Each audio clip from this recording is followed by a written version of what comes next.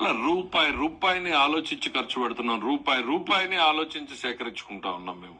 మీరు జూన్ 24 మీరు ప్రభుత్వం ఏర్పాటు చేస్తారని జూన్ 24 6,000 కోట్లు అప్పు చేస్తుంది, జూలై 24 10,000 కోట్లు అప్పు చేస్తుంది, ఆగస్టు 24 3,000 కోట్లు అప్పు చేస్తుంది, సెప్టెంబర్ 24 4,000 కోట్లు అప్పు చేస్తుంది, అక్టోబర్ 24 6,000 కోట్లు అప్పు చేస్తుంది, నవంబర్ 24 4,000 కోట్లు అప్పు చేస్తుంది, డిసెంబర్ ఎప్పుడు లేని విధంగా 9,230 అంటే ఒకసారి 10,000 ఒకసారి 9,200 చరిత్రలోనే ఎప్పుడు లేవు మీరు తప్ప.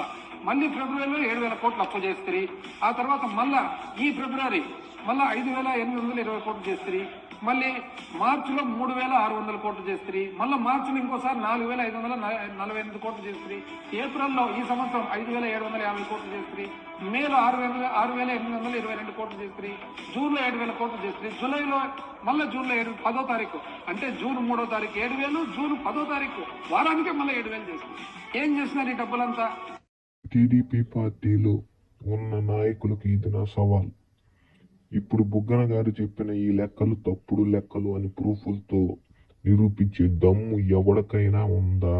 ప్రెస్ మీట్ లో పెట్టి వైసీపీ వాళ్ళని తిట్టడం కాదు, వాళ్ళు రైట్ చేసిన క్వశ్చన్స్ కి విత్ ప్రూఫ్స్ తో ఆన్సర్ చేసే దమ్మున్న మగాడు, దమ్మున్న నాయకుడు ఎవడైనా ఉంటే ప్రెస్ మీట్ పెట్టి ప్రూఫ్లతో నిరూపించాలి.